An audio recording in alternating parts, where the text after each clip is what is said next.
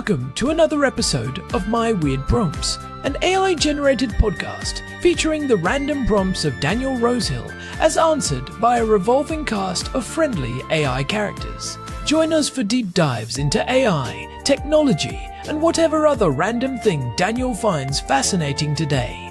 Subscribe on Spotify or your favorite podcatcher.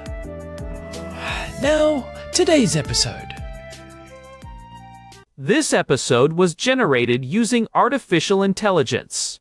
Please verify facts. Hi there, Herman and Corn.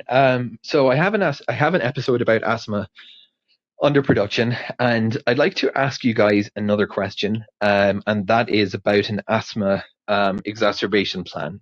I mentioned that I'm seeing my doctor in a couple of days after a couple of exacerbations lately to see if I can get on Singulair in addition to the inhaler or something like that. And it's made me think. I mentioned that becoming a father has really driven home to me that my health is no longer just something that I want to be healthy. It's I need to be healthy for somebody else. And I guess it's eroded any last feelings that I'm being, self-indulgent or finicky by going to the doctor to say my asthma control needs to be better. It's kind of pushed me to be more proactive, I guess. So I'm going to have that discussion in a couple of days, and hopefully my doctor will be able to guide me through, the medical stuff, what I need to be on, adjusting my treatment plan. But something that I really want to do as well, and I think this is more on me, is to know what to do in an asthma exacerbation. And I'm talking specifically about things like peak flow meters and an asthma plan. For other asthmatics, I'm sure you guys can relate.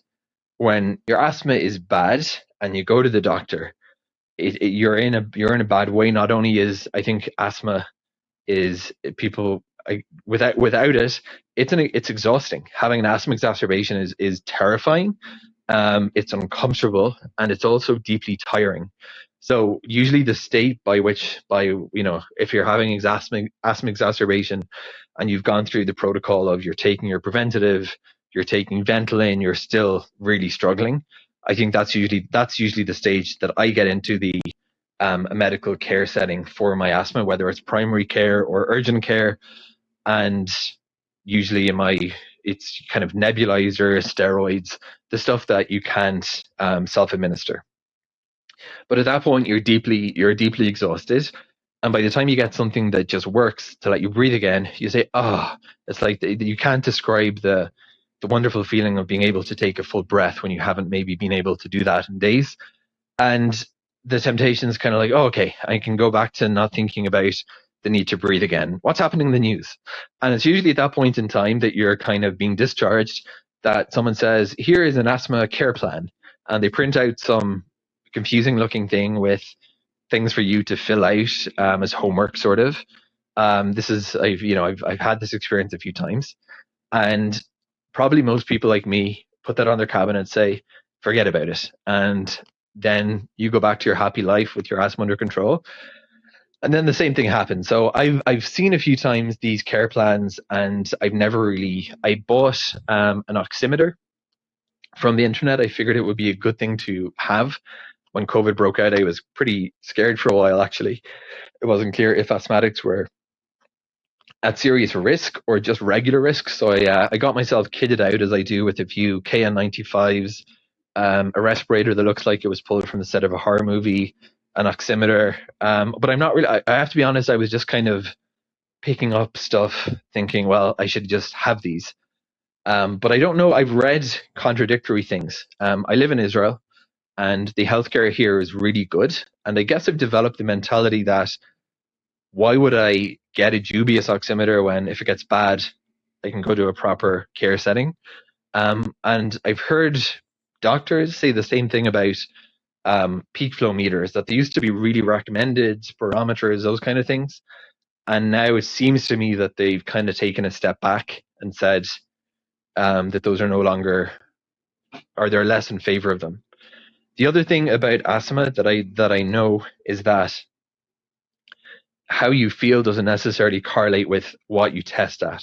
So I've a few times had the experience of feeling like I can't breathe, that really, really tight feeling on your chest. You go into the You say, okay, I have to go to urgent care. You go there, they put a little thing on your finger, they see you can see your oxygen saturation is like 95%.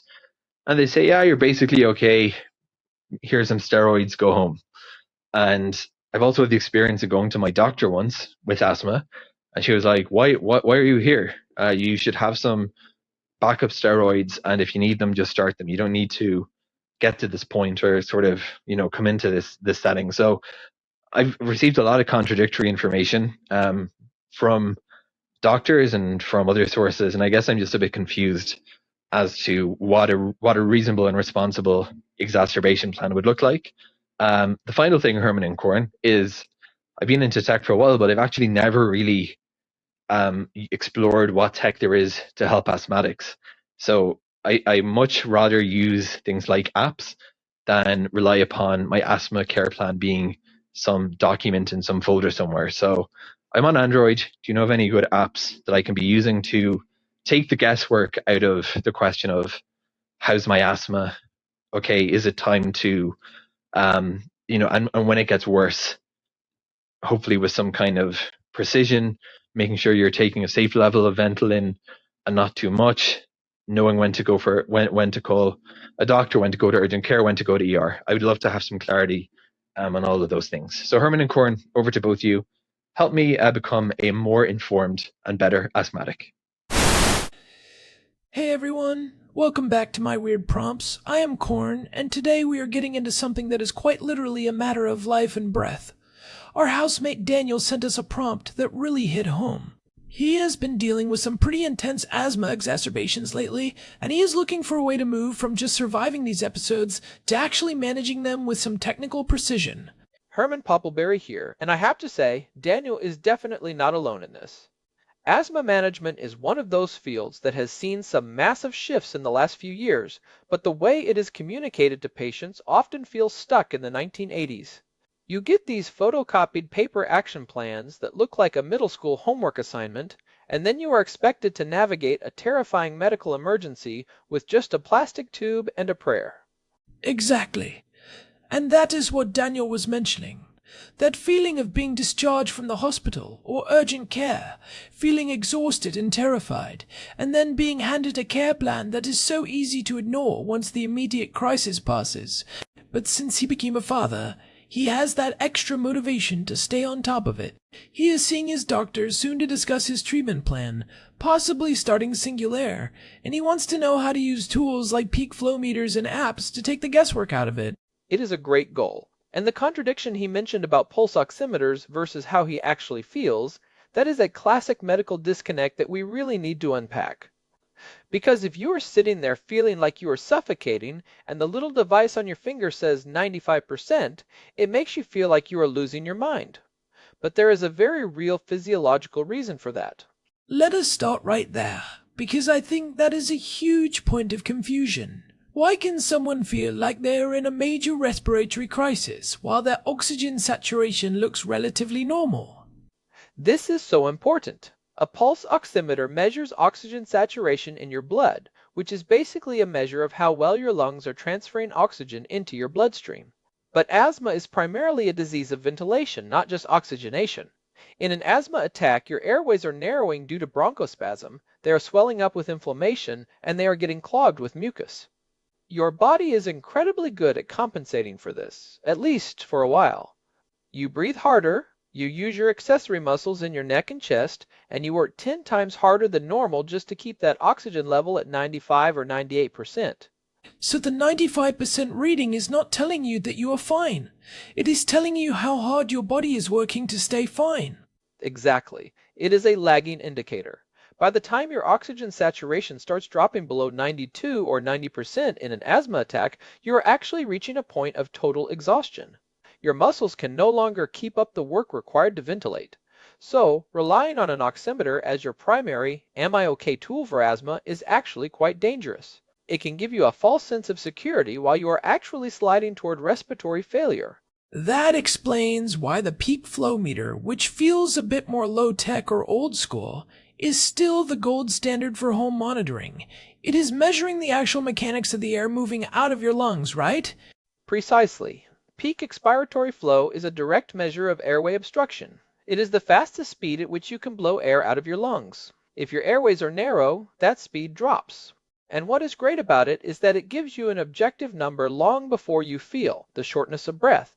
We call this being a poor perceiver. Some people can have their lung function drop by 30% and they barely notice until they are in real trouble. The peak flow meter caught that 30% drop 2 days ago. So if Daniel is looking to be more proactive, he needs to establish his personal best with that peak flow meter. Yes, and that is where the homework comes in, unfortunately. You have to blow into that thing every morning and evening for a couple of weeks when you are feeling well to find out what your 100% looks like. Once you have that number, you set up your zones. Green is 80 to 100% of your best. Yellow is 50 to 80%. Red is anything below 50%. And the yellow zone is really where the battle is won or lost, right? That is the proactive window Daniel is looking for. Absolutely. The yellow zone is the caution phase. It means your airways are narrowing. Maybe you have a cold coming on, or the pollen count is high, or you are just stressed. This is when your action plan should tell you to step up your maintenance medication or start a temporary course of rescue treatments. If you wait until you are in the red zone, you are already heading to the emergency room. Daniel mentioned potentially starting Singulair, which is the brand name for Montelukast. I know that is a common add-on for people who are not fully controlled on just an inhaled corticosteroid. How does that fit into the modern treatment ladder? Montelukast is interesting because it works differently than your typical inhalers. Most inhalers are either bronchodilators, which relax the muscles around the airways, or steroids, which reduce inflammation. Montelukast is a leukotriene receptor antagonist. Leukotrienes are chemicals your body releases when you breathe in an allergen, and they cause swelling in your lungs and tightening of the muscles. By blocking them, you are hitting the asthma from a different chemical angle. But there is a bit of a buyer beware with Singulair, isn't there? I remember reading about a pretty significant warning from the Food and Drug Administration. You are right to bring that up. In 2020, the Food and Drug Administration issued a boxed warning, which is their most serious type of warning for Montelukast. It is related to serious mental health side effects. We are talking about things like agitation, aggression, sleep disturbances, and even suicidal thoughts. It does not happen to everyone, of course, but for a new father like Daniel, it is definitely something to discuss with his doctor. You have to weigh the benefit of better asthma control against the risk of these neuropsychiatric effects. It is a tough balance. It sounds like the proactive part of his health journey involves not just taking the meds, but being a very keen observer of how they affect his whole body, not just his lungs. Definitely. And speaking of being proactive and informed, we have to talk about the massive shift in global asthma guidelines that has happened recently. For decades, the standard was use a brown or orange inhaler every day for maintenance and use a blue inhaler, the albuterol, for rescue.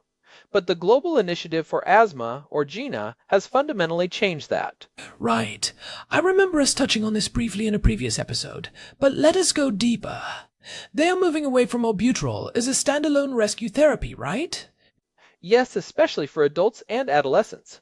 The new gold standard, often called Track 1 in the GINA guidelines, is using a combination inhaler that contains both a low-dose corticosteroid and a fast-acting bronchodilator called formoterol. This is often referred to as SMART therapy or AIR therapy, which stands for anti-inflammatory reliever therapy. Why the change? Is albuterol not effective anymore? Albuterol is great at opening the airways quickly, but it does absolutely nothing for the underlying inflammation. In fact, if you use too much albuterol without a steroid, it can actually make your airways more reactive over time. It is like taking a painkiller for a broken leg but never putting a cast on it. You feel better for an hour, but you are still walking on a broken bone. By using a combination inhaler as your rescue, every time you reach for relief, you are also getting a microdose of anti-inflammatory medicine right when you need it most. That seems so much more logical. It addresses the why of the attack, not just the what.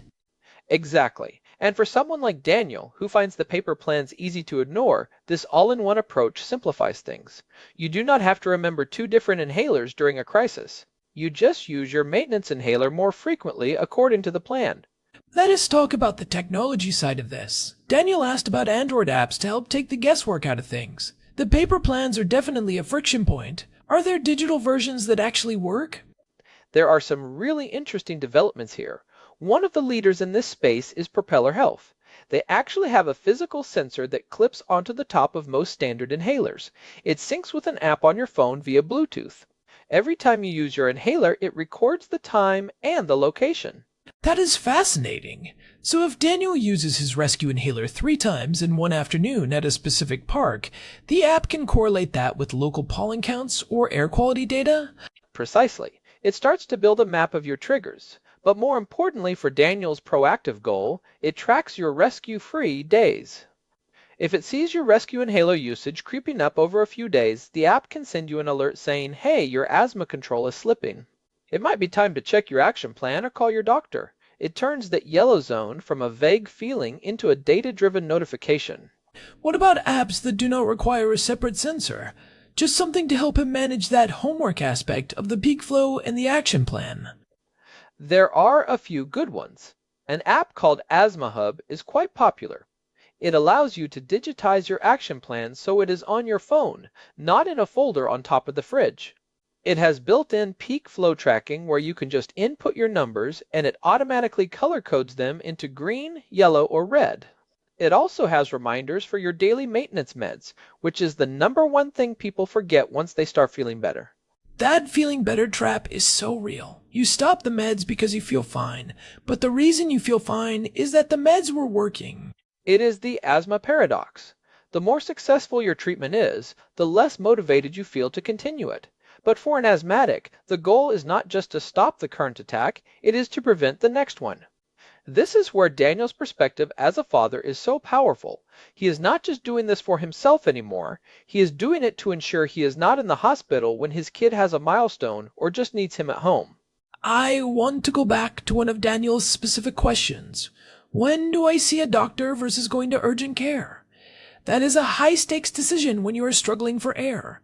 It really is. And this is where specificity matters. You should see your regular doctor or your pulmonologist if you are using your rescue inhaler more than 2 days a week, if you are waking up at night because of asthma more than twice a month, or if you feel like you cannot keep up with your normal physical activities. Those are signs that your maintenance plan is failing. It is not an emergency yet, but it is a scheduled problem. Okay, so that is the maintenance checkup. What about urgent care? Urgent care is for when you are in that yellow zone and your usual at-home steps are not working. If you have followed your action plan, used your extra rescue doses, and your peak flow is still sitting in that 60 to 80% range after an hour, you need a medical professional to step in.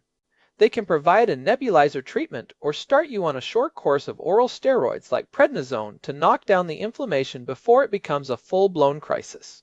And the emergency room, the red zone? The emergency room is for when you are struggling to speak in full sentences, if you are using your neck muscles to breathe, if your peak flow is below 50% of your best. Or, and this is the most dangerous sign, if you stop wheezing but you are still struggling to breathe. Wait, why is stopping wheezing a bad sign? I would think that means the airways are opening up. That is a common misconception.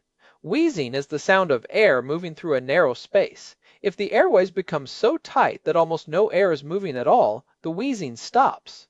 It is called a silent chest, and it is a medical emergency of the highest order. It means you are minutes away from respiratory arrest. If you are struggling and it goes silent, you do not drive yourself to the hospital. You call an ambulance. That is a chilling thought. It really highlights why Daniel's desire to be proactive is so important. He wants to stay as far away from that silent chest scenario as possible. Exactly. And being informed means knowing the history too. You know, back in the 19th century, the proactive treatment for asthma was often stramonium cigarettes. They were cigarettes made from the Jimson weed plant, which contains atropine-like alkaloids. Wait, they told people with lung problems to smoke. They did. And the crazy thing is, it actually worked as a bronchodilator in the short term because those alkaloids relaxed the smooth muscle. But of course you are inhaling burning plant matter and soot into already inflamed lungs, not to mention the hallucinogenic side effects of Jimson weed. It was the best technology they had at the time, but it was essentially a double-edged sword. We have come so far from that.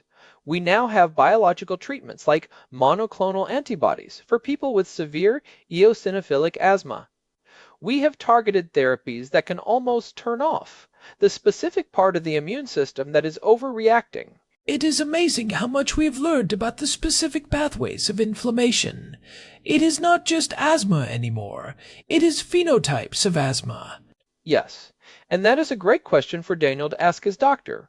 What is my asthma phenotype? Is it allergic asthma? Is it exercise-induced? Is it driven by high eosinophils? Knowing the type of asthma you have dictates which medications will be most effective. If your asthma is not driven by leukotrienes, then Singulair might not do much for you. If it is driven by IEE, there are specific injections that can help. So, to summarize the proactive parent's plan for Daniel: 1. Get a peak flow meter and find your true personal best over 2 weeks. 2. Digitize that action plan using an app like Asthma Hub so it is always in your pocket. 3. Ask the doctor about the SMART or air-air therapy approach with a combination inhaler. 4. If starting Singulair, be very mindful of your mental health and communicate any changes to your family and doctor immediately. And 5. Do not trust the pulse oximeter as your primary all clear. If you feel like you are struggling, trust your body over the little red light on the screen. The goal is to stay in the green zone, and that requires daily, boring consistency. Boring consistency is the secret to staying out of the terrifying emergency room. It really is. And you know, we have done over 300 episodes of this show, and we keep coming back to this theme. Technology is only as good as the human system it is integrated into. An app cannot breathe for you, but it can give you the data to know when you need help. I think about our episode 274, where we talked about the logistics of medical supplies in conflict zones. It makes you realize how lucky we are to even have the option of proactive care. Having a working inhaler and a smartphone with a management app is a massive privilege in the grand scheme of human history. It really is. We have gone from smoke this poisonous weed to here is a Bluetooth connected sensor that tracks your molecular level inflammation. It is a good time to be an asthmatic, all things considered. Daniel, we hope this helps you feel a bit more prepared for that doctor's appointment. Being a proactive patient is the best way to ensure you are there for all those fatherhood moments. And for everyone else listening, if you have found this useful, or if you have your own weird prompts about health or technology, we would love to hear from you. You can find us at our website, myweirdprompts.com, where there is a contact form and links to all our past episodes. And hey, if you've been enjoying the show, a quick review on your podcast app or a rating on Spotify really helps us out. It helps other curious people find these deep dives. It genuinely does. We appreciate every one of you who tunes in every week. Alright, that is a wrap on episode 3 of 37. Thanks to our housemate Daniel for the prompt. We will see you next time on My Weird Prompts. Stay curious and breathe easy. This episode was generated using Gemini Flash 3. Text-to-speech engine was Chatterbox Turbo. Thanks for listening to another episode of My Weird Prompts, an AI-generated podcast featuring Daniel Rosehill's AI prompts, as answered by a revolving cast of friendly AI characters including me, Cornelius the Sloth. Subscribe on Spotify or visit myweirdprompts.com.